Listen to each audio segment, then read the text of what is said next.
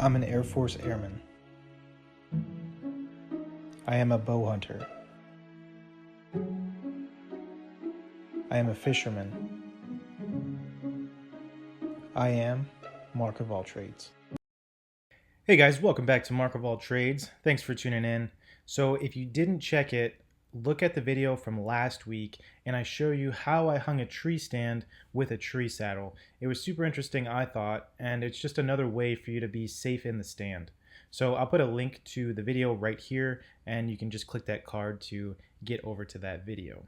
So this week's episode is all about how I set up my saddle. I'm going to go over what kind of sticks I use, what kind of saddle I use, and without further ado, let's get to it.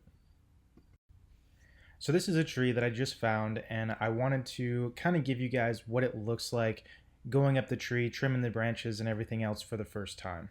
So I have my Hawk helium sticks that I've used, and again, if you haven't seen a review on this, I'll put a link right here and you can check those out. I've been hunting with these for about 1.5 years now, and these are money. Every single time I don't have a problem with them. They're easy to use and they're awesome. So you can see on the bottom there that I started off with an 8er, and this helps, if you haven't seen it, get up a little bit higher without having to use 4 sticks. The saddle that I'm using is the Cruiser saddle, and this is my first year using it. I've had a couple hunts in it so far and it's pretty solid. Right here I'm attaching my lineman's rope, and I usually like to do that on the top of the first stick that I've already hung, because then if there's any kind of mix up or anything like that, it's a short fall that I should be able to catch myself. When I've attached my lineman's rope to the other side of my saddle and I'm all positioned in, I usually carry up my second step in my hand, which isn't that big of a deal.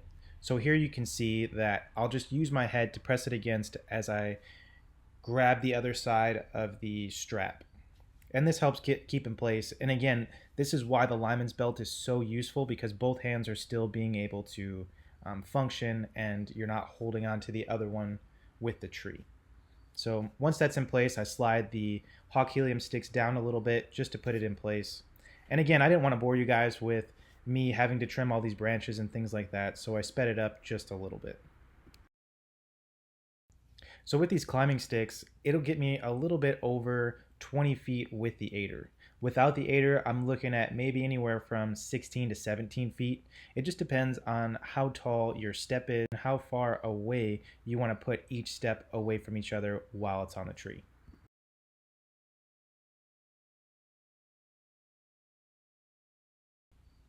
So as I ascend the tree, I'm coming up to my third step, and you guys can kind of see off of my saddle to the right hand side, I put a paracord loop and then I hung my Hawk helium stick through that. And you can see here that it's held up very well, and all I need to do is just pull it off from the side, and then it eliminates any kind of string pull up or any excess equipment that you need to get onto the tree. And for me personally, I like having the straps all the way on the stick, and then I'll unravel them as I get to the tree. And for me, this is multi-purpose. One is that it won't rattle around with the buckle, and then two, I know that I'm not going to get stuck on any branches ascending the tree. So that's just one tip that I like to pass on to other people. Again, you find what's best for you, and then you go with that.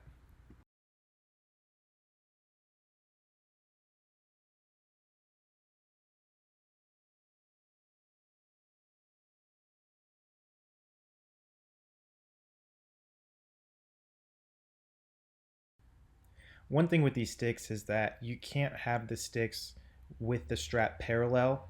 The strap has to almost come at an angle downwards, because once you go to put your weight onto that stick, there's going to be a significant drop. And if you already have it angled, it's going to make that drop less significant and you won't be kind of scared that it's going to come off from the tree.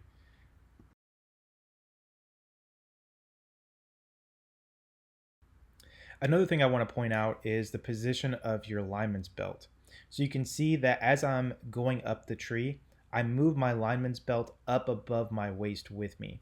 And one of the points for that is because if you were to fall or were to have some kind of slip, you want your belt to be above you so then your fall won't be that much greater. it'll just catch you and then you can kind of reposition yourself back on.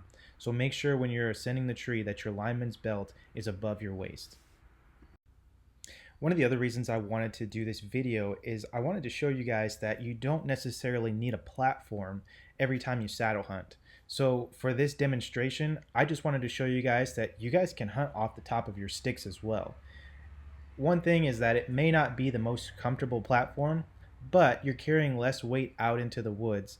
And again, the platforms from Tethered, they're pretty expensive. And I know Hawks come out with another platform and you can get the Ring of Steps, but if you're just diving into saddle hunting and you're not trying to spend that much money, this may be the route for you to go. So right here I'm getting everything situated for my tether. I've already cut away all the branches up top so that it won't get in my way. And now I'm just going to attach my bridge. So before I let go of my lineman's rope, I want to make sure that everything's in place and that I test my tether with my lineman's belt on. And you can see that I'm load testing it right here. And you want to make sure that you're comfortable all the way and that your tether's holding 100% of your weight before you actually let loose of that lineman's belt.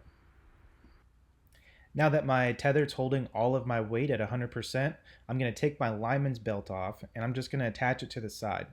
And then from here, all I would have to do is just pull up my bow and I'll be good to hunt. Thank you guys for watching this video. If it helped you guys out at all, let me know in the comments. Make sure to like and subscribe and I'll catch you in the next video.